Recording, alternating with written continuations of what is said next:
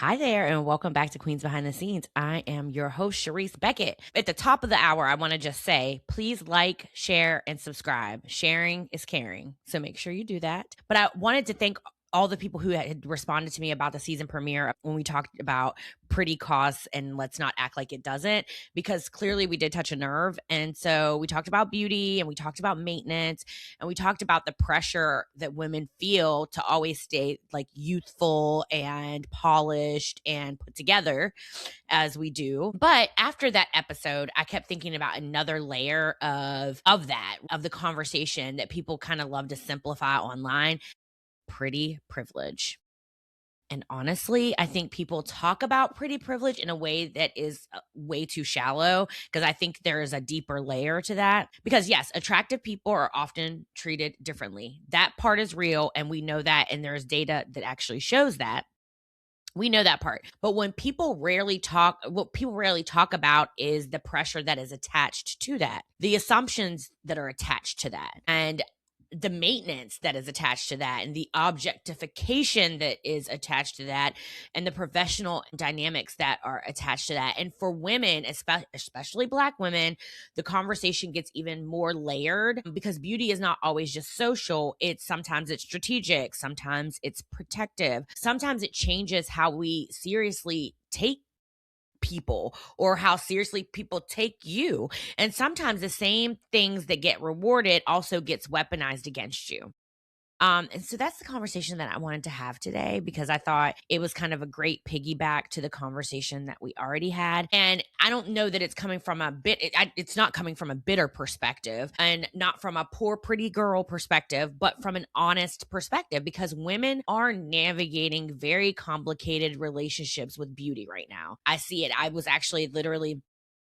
watching the Met Gala, the whole gala, obviously, but I was watching the red carpet because, I like fashion. I thought, I love to see the costume kind of like fashion is art, and I love to see that. But after I saw so many people have so many things to say about so many of these really beautiful women and the expectation, like I thought they all look great. There's some outfits obviously I didn't, or some looks that I didn't care for as much, but that's just personal preference. But it was very clear that, to me, people have this expectation of even you got Rihanna out there who's gorgeous, beautiful. People are tearing her down about even just her face being fuller. And I mean, the woman has had 3 kids, but even the expectation for her to show up like she didn't have 3 kids is insane to me, right? And social media definitely has intensified all of this conversation that we are going to have today.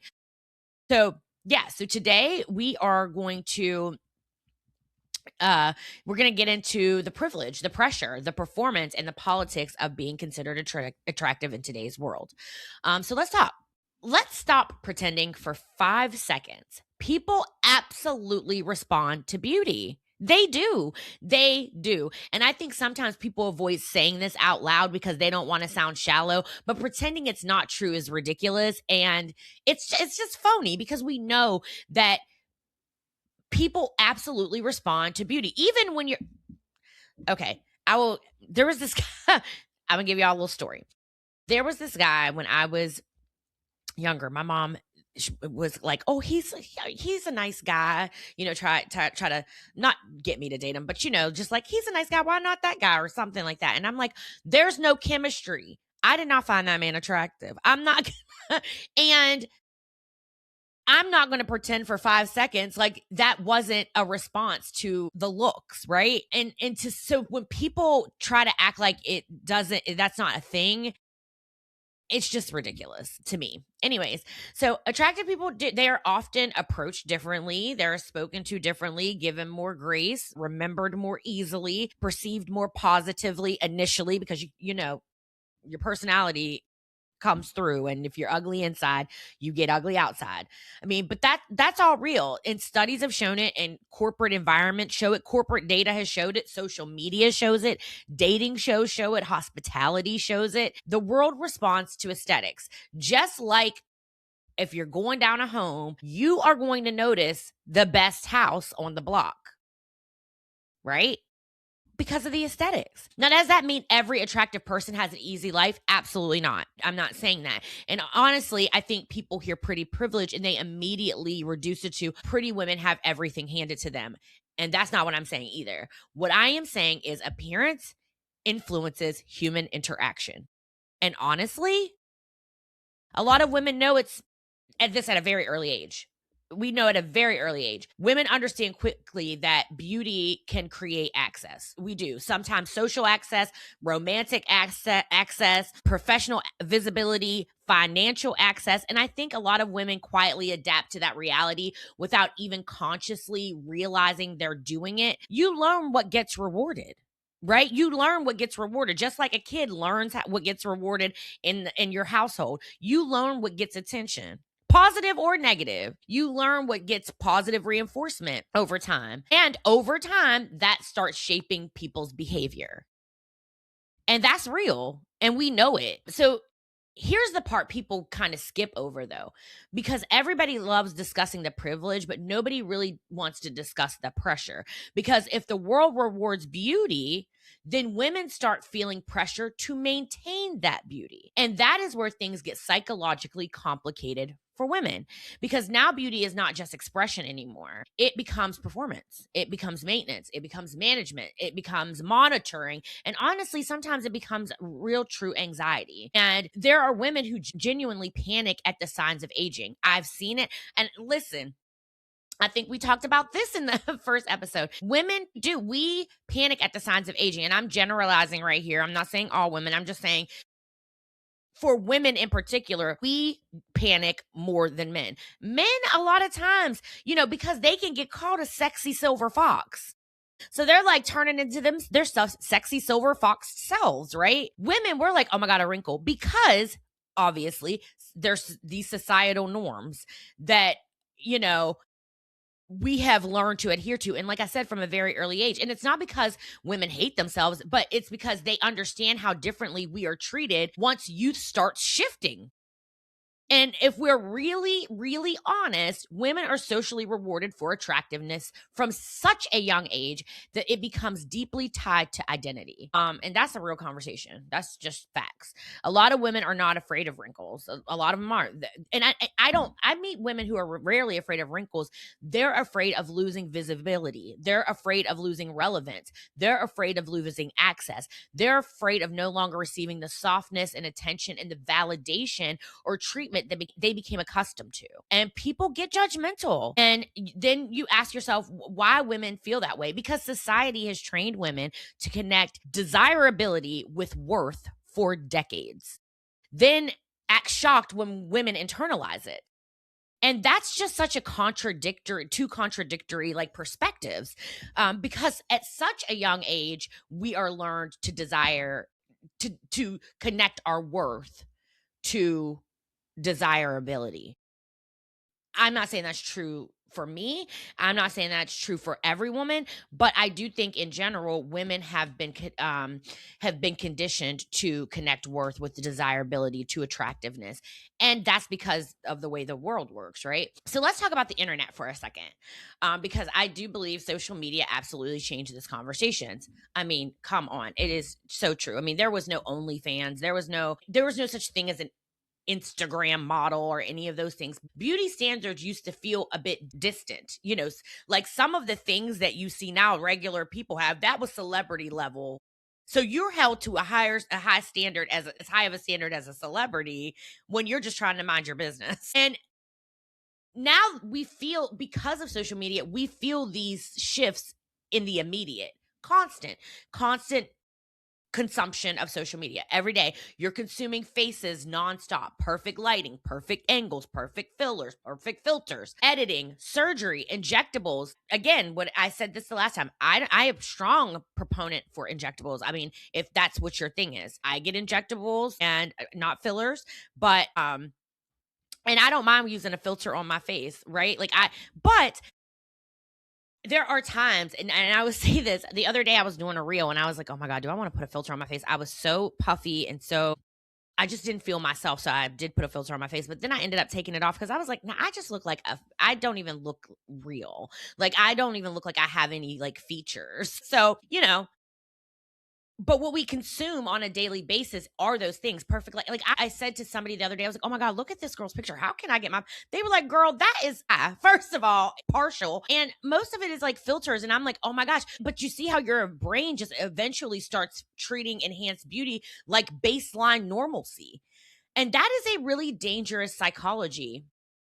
It truly is. And I think social media has made women hyper aware of themselves in a way that previous generations did not experience at this scale. Women analyze themselves constantly now. How do I look on camera? How do I look from this angle? I know my good angle and my good side and my bad side. How do I look next to other women? How am I doing? And the crazy part is some women don't even know what they actually like anymore. I have seen people that don't even remember what their actual real face looks like.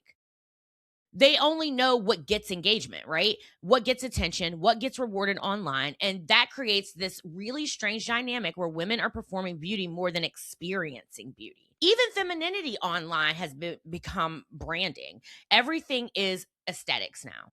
Soft life is aesthetics now. Everything seems to be an aesthetic. Clean girl aesthetic, luxury aesthetic, Pilates aesthetic, natural beauty aesthetic. Even natural beauty has become curated. And honestly, it does get exhausting. I mean, it does. For a chick like me, it definitely gets exhausting because there are sometimes I want to jump on here, but like I said, I like my stuff. But there are sometimes I'm like, oh my gosh, I have this sweatshirt on. And I just kind of want to get on the mic and I just want to like talk my shit. And I'm like, okay, I gotta actually like do something like with myself or whatever. It is exhausting. It's tiring. I'm not saying I'm not gonna do it though, because I'm probably gonna do it. But let's talk about another side of this because attractive women are often simultaneously rewarded and dismissed. And this is something pretty women are often underestimated. And I can tell you that is one thing. People think you're dumb. They make assumptions that you're shallow. You're not intelligent. You're too polished that it must be fake. Too focused on appearance, or people assume your success came easier than it did for them. I remember I had a place I worked a while ago and I put on my makeup. I always put my best foot forward, is what I say when I'm going somewhere, especially to a place of employment. And, you know, I think a woman said, well, you don't have to do all that here. I'm doing all of what I want to do. All that, you do what you want and I'll do what I want. But especially professionally, especially in leadership and especially in executive spaces, people think things came easier for you or you aren't as smart because the attractiveness can be tied to just being so shallow. And I think attractive women often spend years trying to prove I'm more than how I look. I'm more than just being pretty, or I'm more than just these cute clothes and whatever. I think that you spend a lot of time trying to prove you're smart. Like, oh gosh, this example, and I don't do it anymore. I remember baby Charisse, baby professional Charisse back in the day. I remember I had a coworker who told me this. And I remember because I used to say this all the time. I'd be like, I mean, I'm a smart person. And they were like, you don't have to say that. We know you're smart. But the way my brain was so conditioned to think is because if you're attractive, people are not going to think you're smart. And, there's also the race dynamic behind it because I will tell you, I catch people off guard. I am 5'1". I look a little younger than I am. I'm 47. Of course, I think I look 47, but there are women that look 47 that do look older. And I am, I have like a younger, I think, energy. I am a very energetic person. And, one of the things that I always have struggled with and is trying to let people know that I am actually as old as, and I am actually as old as I am. I'm this age. I am experienced, and all of those things, because you bop around and you kind of look cute and you have a lot of energy. People mistake your youthful energy as inexperience. They mistake your preference to choose to look a certain way. They judge that before they even understand that you're smart. And there's been so many times where I'm like, that really haunted me. And I would say, no, I'm really smart. And this guy's like, you don't have to say that. And I'm like, you know what? You're right. I don't have to say that. I don't have to say that anymore because you know what? I do the work, and when I come in the room, the work speaks for itself. And I had to get to that point though. I had to get there and and start to believe that myself, because if I kept saying it myself, I felt like I was trying to convince myself. And I think like we do spend so many years trying to prove that I am smart. That's, I am smart. I am a woman who has a brain and can do great things or smart things. And women know they often have to balance attractiveness with credibility. Pretty, but then you're serious, attractive, but not distracting, stylish, but still respected. It is exhausting. Again, do y'all hear how many invisible calculations women are making all day long? And honestly, men do not experience it in the same way. Men age, and it's often gay. They get this perceived authority about them. And like I said, the sexiness when men get older. Women age and are frequently treated like they're losing value.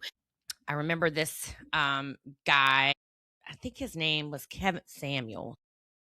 High value, low value woman, all of those things that he would say. And women, I don't know why they continue to go on that show. I know has passed on to glory, but and RIP. But I didn't never understood why women would go on his show just to be humiliated for him to tell them their value. And I always said, like, why are they going there? But then I had to think, these must be women who don't really think much of themselves. Why? Because societal norms. This man made a platform out of humiliating women. I did hear he got on some men too, but he made a platform out of humiliating women about their looks and about their value. So that's just one data point of one person doing this. Imagine what women go through every day, all day, trying to navigate that. It's a completely different societal expectation and experience. Sometimes I can't lie, I get resentful about it because my husband has he's gray, and women are always like, oh my gosh, that's distinguished. And I'm like, oh yeah. And I have one gray couple, more than one, up here. And it's like, oh my gosh, I got to get that dyed immediately. And I just have refused to dye this. It's just going, it might turn into Rogue from the damn X-Men before I dye it, because I'm like, no, I'm keeping that little gray right there. I don't know. But then on the other flip side of it, I think, well, is that me trying to keep that so people can know, like, oh, yes, I am serious and I am as old as I am, So let's go a little bit deeper. Black women in the politics of beauty, because this, I think, is really important. I need people to stop flattening that reality. For Black women, beauty has often been connected to acceptability, professionalism, femininity, softness, safety, even. And because Black women historically are not centered in dominant beauty standards, many of us learn presentation strategically. Hair mattered, speech mattered, polish mattered. And when I say, though, we were not centered, what I'm saying is I'll take you back a bit to the early 90s, late 80s.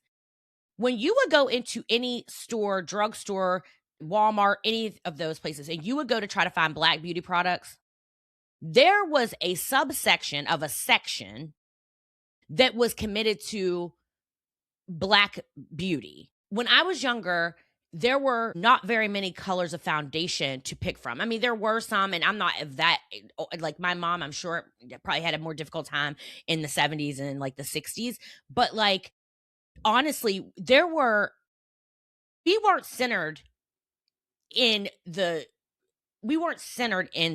beauty standards that were dominant at the times, and we still are not. I just think that there are more options and we are represented better, and I do think social media has helped with that. But beauty standards impact perception professionally, whether people want to admit it or not. And that's real. And there are Black women who really know exactly how differently they are treated depending on how their hair is done. That's just not how their makeup is done, what lipstick they wear. That's not no imagination. That's lived experience. Trust me. And because of that, many Black women become exceptional at presentation. Exceptional at presentation. Because we understand very early that perception can shape our opportunity. So as a woman, you know that. As a Black woman, you doubly know that. And that creates another kind of pressure, because now beauty isn't just beauty. It's social navigation. It's professional navigation. And sometimes it's protection. Sometimes it is protection. And honestly, that shit gets exhausting too. It does. And then let's not even talk about the money part of it. Beauty costs. It is very expensive. Just for example, I have always experimenting with like hair products, natural hair products, or just products for my hair or whatever. I remember when I decided that I wasn't getting any more relaxers, and this was like years ago, and I was like, okay, I'm not getting any more relaxers. I had to go through about 87,000 products, and I don't even know how much money just to find products that fit that actually were good for my hair and presented in a way that I wanted to have my hair look. That shit costs a lot. Hair appointments, skincare treatments, gym memberships, makeup, fashion, nails, cosmetic procedures. And I think sometimes people underestimate how expensive effortless looks, right? Actually, it's super expensive. Especially for women in highly visible professions, especially women in leadership, especially women online. There are women spending enormous amounts of money simply trying to maintain the standard that is required to exist in certain spaces comfortably. And honestly, I think some women feel trapped by it. That's just my personal opinion. Because once people become accustomed to you looking a certain way, there's a pressure to sustain it. I know I feel that way. And that's where beauty can stop feeling enjoyable and start feeling contractual. Like, well, now I have to keep this up because I have to. That is heavy. Because sometimes I just want to sit around and like not have to do that, and I do in my own home. I always say the people at the corner store, they know the real me, because that is one place I'm not putting on no makeup. I ain't going there in no bonnet. Now I do cross the line that I'm not wearing no bonnet to no store out of my house, but that's just my personal preference. But they can catch a rough day. They could catch a rough day. So where do I personally land? Honestly, I still enjoy beauty. I still care for myself. I still enjoy looking polished. I enjoy skincare. I enjoy fashion. I enjoy aesthetics. But I also think women do deserve the freedom. I think women deserve the ability to evolve without panic, to age without shame, and to participate in beauty culture consciously instead of compulsively. And honestly, I think more women need to ask themselves, would I still want this if nobody rewarded me for it? That question will tell you a lot, because there's nothing wrong with enjoying beauty. The problem starts when your relationship with yourself becomes dependent on external validation. And that's where I think things get really dangerous. So I hope this was a great chat. It was a short one today. Honestly, I think this conversation is bigger than beauty. I could go on and on and on. This is really about identity and visibility and worth, and the pressure that women feel to remain desirable in a world that constantly evaluates us visually. So anyway, next week, we're going to be taking the same conversation directly into the workplace, because we start talking about visibility, perception, and attractiveness and access. And eventually, we have to talk about power. And yes, we're getting into the recent comments made online. We'll talk more about it. I have thoughts, especially with Black women executives. So make sure you come back next Thursday. And before you go, catch me and Mark Thompson every Wednesday on Corporately Speaking. Meet me right here on Thursdays for Queens Behind the Scenes. I'm going to be dropping at 7 p.m. now. Next week, I'm going to try to go live at 7 p.m. I was talking about that. I don't know if I really know how to do it, but I'm going to really put my best foot forward. You can rest assured of that. And I don't know. It's going to be an exciting season, I hope. It's really sometimes hard to get up here and talk with nobody really talking back to you. I haven't had as many guests, because that did become, if I can be quite honest, it became difficult to try to track people down. I'm not no talent scout. I'm not going around here. I interview where I see that there is value in the interview and that me and the person connect. But if there's not value and there's no connection, I'm not going to force interviews just to have people come on here to get views or whatever. I enjoy doing this because I think it helps, even if it helps, 200 people, I think that's great. But I'm super excited about continuing Queens Behind the Scenes and continuing it on Thursdays at 7. And don't forget to like, share, and subscribe. And obviously, until next time, Queens, talk soon.